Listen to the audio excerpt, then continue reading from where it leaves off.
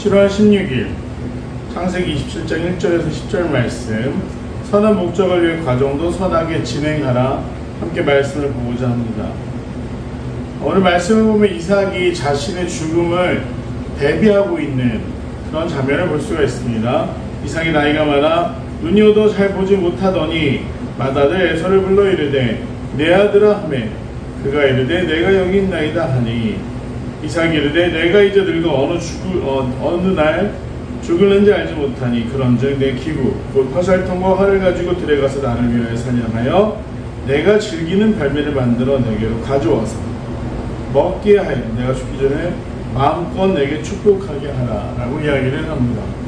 즉 자신이 언제 죽어도 모를 그런 노쇠한 인생이 되었고 그 나이가 많아서 죽음을 대비하며 먼저 장자였던 에서에게 장자의 축복을 하기 위해 자기를 위해서 자신을 즐겁게 하기 위해서 들에 나가 사냥해서 별미를 만들어 달라고 부탁을 합니다. 이 이삭의 부탁에서는 당연히 순종하며 사냥을 떠났고 그 장면 바로 뒤에 나오는 구절을 보면 그 이야기를 누가 듣고 있었습니까? 아내인 리브가가 모두 듣고 있었습니다. 그렇게 해서 리브가가 이삭이 에서를 내보내자 자신의 둘째 아들인 야곱을 불러 그에게 이야기를 합니다. 내 아버지가 내 형 에서에게 말씀하시는 것을 내가 들으니 이르시기를 나를 위하여 사냥하여 가져다 별미를 만들어 내가 먹게 하여 죽기 전에 여호와 앞에서 내게 축복하라 하셨으니 왜 이야기를 하고 있습니까? 형이 아버지에게 장자의 축복을 받기 전에 야곱이 먼저 받으라는 이야기인 것입니다. 아마 그가 팥죽 한 그릇에 자신의 장자의 명분을 팔았다라는 걸 가족들이 모를 리가 없습니다. 그러나 가족들 누구도 그걸 진짜처럼 여기지 않았지만 리브가는 달랐습니다. 에서의 삶이 어땠습니까? 가정의 일이나 책임질 만한 것들은 모두 내팽개치고 자기의 즐거움을 위해 살았다. 전에 그렇게 이야기를 했습니다. 사냥이라는 건 고독한 과정이고 홀로 들에 나가서 오랜 시간을 버티면서 결과를 가져야 되는 일입니다. 집중력이 필요했고 그러다 보니 집안에 있는 대소사, 사실 이삭은 큰 부를 주셨고 하나님이 그에게 100배의 물질을 더하셨다라고 되어 있는 것을 보면 그 규모가 상당했고 또 아비멜렉이 와서 언약의 맹세를 다시금 갱신할 정도로 영향력 있는 사람이었습니다. 그렇다고 한다면 집안에서 벌어지는 대소사가 쉬운 일이었겠습니까? 아닙니다. 수많은 일들이 있었습니다. 근데 그 수많은 일들을 이제 노쇠한 아버지를 대신해서 처리하고 감당했던 사람은 누굽니까? 장막에 머물기 좋아했던 야곱이었습니다. 그래서 어머니는 장자로 태어나지는 못했지만 장자처럼 집안의 모든 일을 파악하고 또 아버지와 같이 하나님을 경외할 만한 아이가 누구인가 라고 봤을 때 에서보다는 야곱이었다는 것이죠. 그렇게 해서 리브가는 에서가 팥죽 한 그릇에 장자의 이 명분을 팔았다라는 것을 마음속에 아마 새겨두고 있었던 모양입니다. 그리고 때가 이르자 이제 야곱에게 그 축복을 받을 수 있도록 집안에 있는 염소를 통해서 요리해서 아버지께 가져다 드리고 그것을 별미로 만들어 드린 후에 네가 축복을 받도록 하여라 라고 이야기를 합니다. 사실 결과를 위해서 이 방법도 수단도 정당해야 됐는데 수단은 그렇지 못했습니다. 리브가에게는 인간적인 생각이 앞섰던 것이죠. 이 일의 결과는 어떻게 됩니까? 야곱이 집을 떠나야 했습니다. 하지만 하나님의 섭리대로 그가 라반의 집에서 또 큰 부를 이루고 돌아오게 됩니다. 일련의 과정들을 볼 때 에서에게는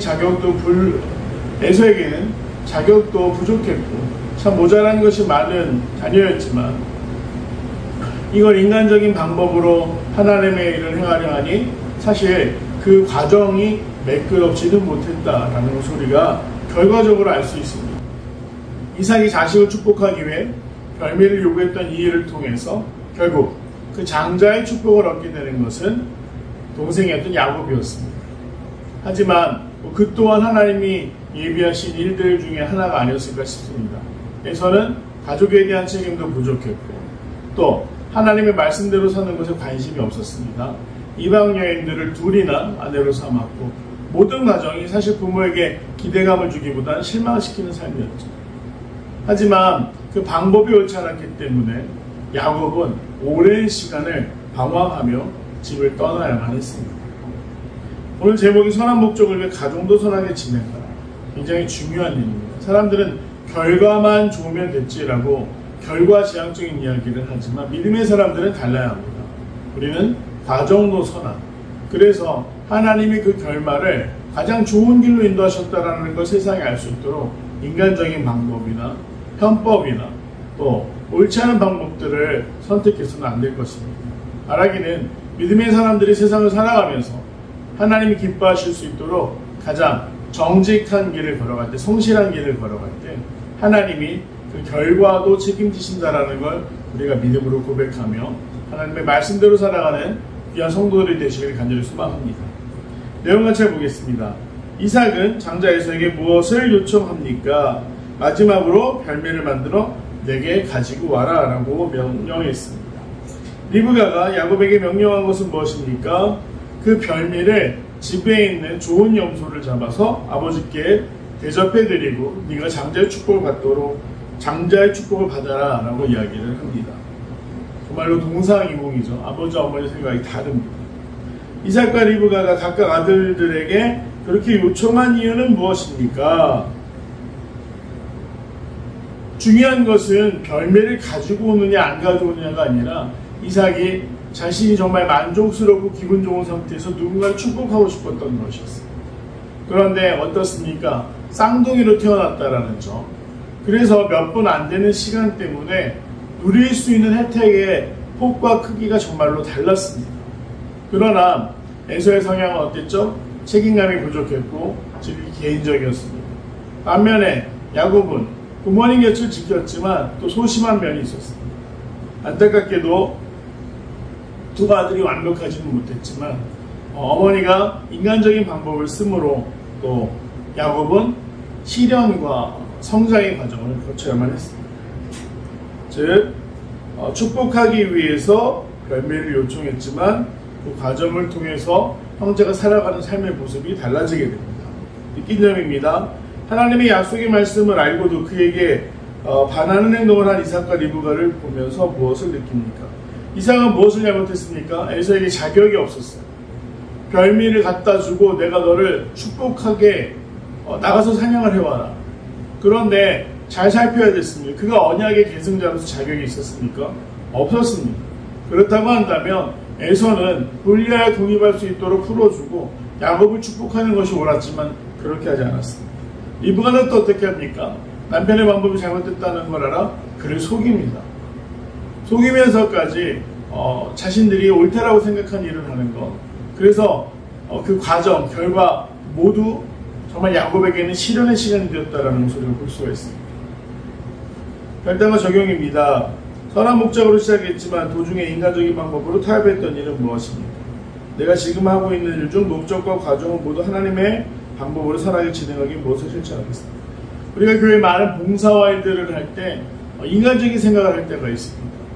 그리고 판단의 기준이 사람들이 어떻게 그 일을 볼까 또 우리가 어떻게 해야 될까를 하나님 중심으로 하나님 기준으로 생각해야 되는데 우리들 기준으로 할 때가 너무나 많습니다. 즉 관성에 의해서 봉사할 때가 너무 많습니다.